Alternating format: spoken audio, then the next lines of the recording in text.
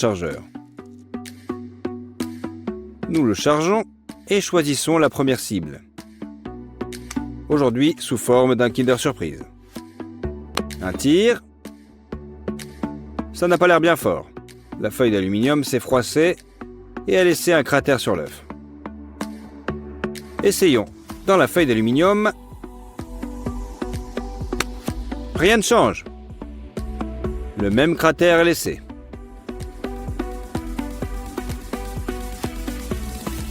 Prenons maintenant un bâton de maïs, soufflez bien sûr, et fixons-le comme cible. 2 tirs, 2 trous. Et un récipient en plastique, comme dans du beurre. Essayons un autre récipient. Le pistolet a à peine réussi à le fissurer.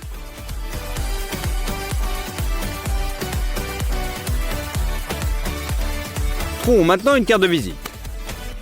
Pas de problème. Maintenant une carte en plastique. Pas de trou, mais elle est fissurée. Maintenant vérifions sur un CD. Nous pointons le pistolet et tirons un coup. Suivi d'un autre. Et enfin, un autre. Le disque s'est fissuré, mais seulement après 3 tentatives. La balle de ping-pong vient ensuite. On la serre dans un étau et on recharge notre pistolet. 2 coups de feu et elle glisse hors de l'étau. Apparemment, elle est plus résistante qu'elle en a l'air. Si on mettait une noix à la place, nous tirons de près et elle pénètre immédiatement dans la coquille. Que pensez-vous de notre façon d'éplucher les noix? Il nous faut maintenant du sable cinétique. Faites une petite tour stable.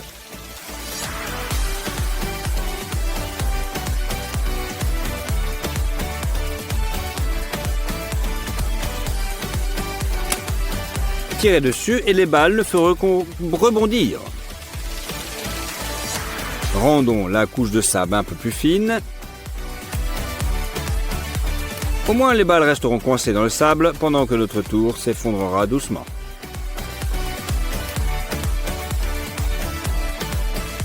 La prochaine cible est une brique de jus de fruits.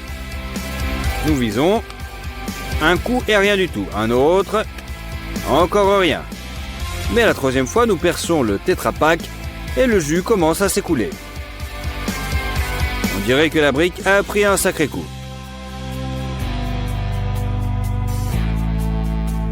Que se passe-t-il maintenant avec une boîte de mousse à raser?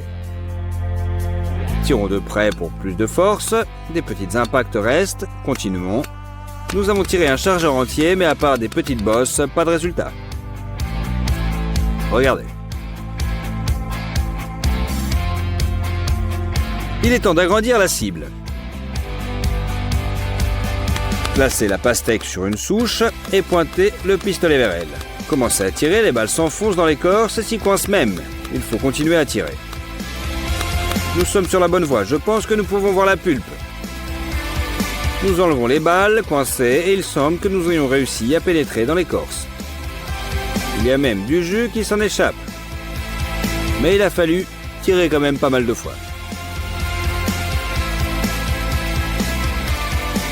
Maintenant, allumons une bougie avec une allumette et essayons d'éteindre le feu avec un coup de feu. L'essentiel est de viser. Bam, la bougie s'éteint.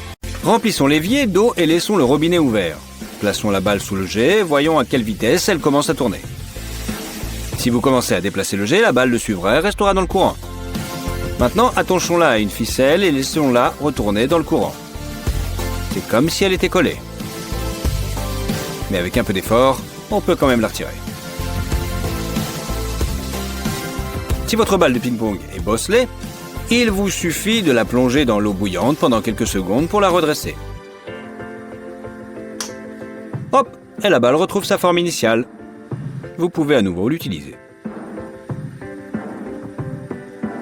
Vous pouvez également placer un briquet sous la boule cabossée, mais à une certaine distance pour qu'elle ne fonde pas. Vous voyez qu'en quelques secondes, elle reprend sa forme initiale et rebondit comme si elle était neuve. Pas mal, non? Allumez le sèche-cheveux à sa puissance maximale et placez la balle dans le courant d'air. Elle commence à flotter dans l'air, se déplaçant de haut en bas. Elle reste dans le courant même si vous inclinez le sèche-cheveux.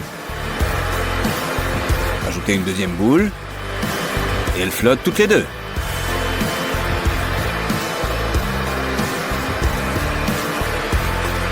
Mettez un rouleau de papier toilette au-dessus et elle s'envole brusquement à travers le rouleau. Regardons encore une fois.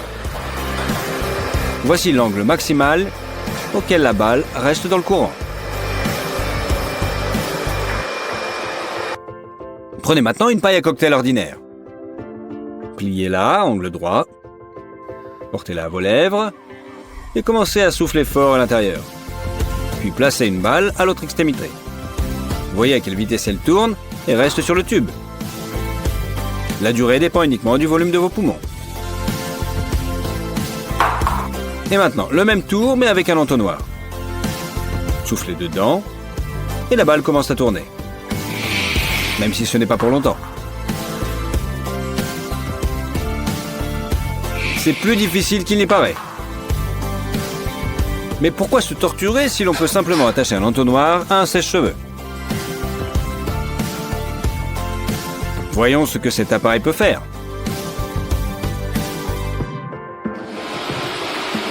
Ne mets pas la balle trop loin de toi. Place-la aussi près que possible et elle se met à tourner à toute vitesse. Waouh!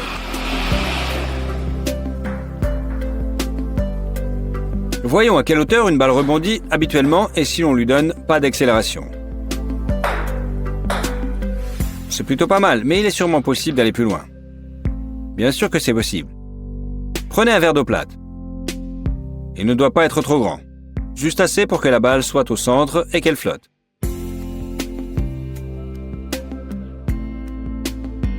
Lancez le verre et la balle s'envole littéralement vers le plafond. Recommençons. Regardez la puissance. Sans le plafond, on ne sait pas jusqu'où la balle serait allée.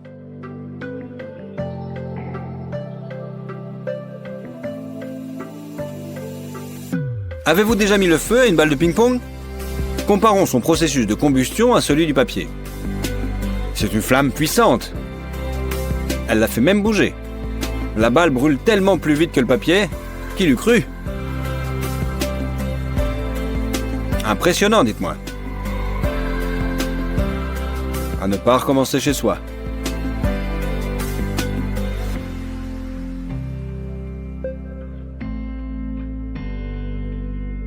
Dingue.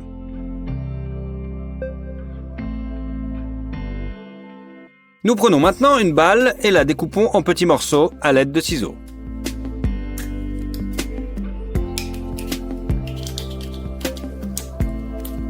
Ensuite, nous avons besoin d'un petit morceau de papier aluminium. À l'intérieur de cette feuille, nous plaçons les morceaux de la boule précédente et nous l'enveloppons soigneusement comme un bonbon.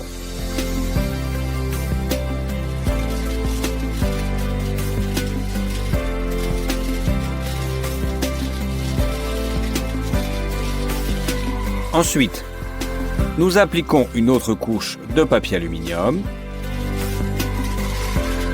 elle aussi bien serrée. Maintenant, plaçons notre bonbon dans un aquarium vide.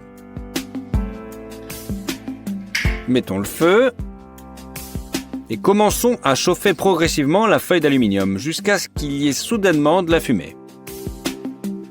Enlevez vos mains et regardez. Des flammes jaillissent comme dans un lance-flamme. Voyez-vous comme c'est beau au ralenti? Mais surtout, n'essayez pas ça chez vous. C'est comme avoir un vrai dragon cracheur de feu dans un aquarium.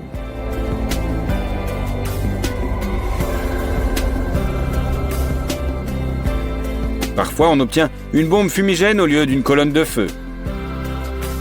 Mais je trouve ça cool aussi. Pas mal ?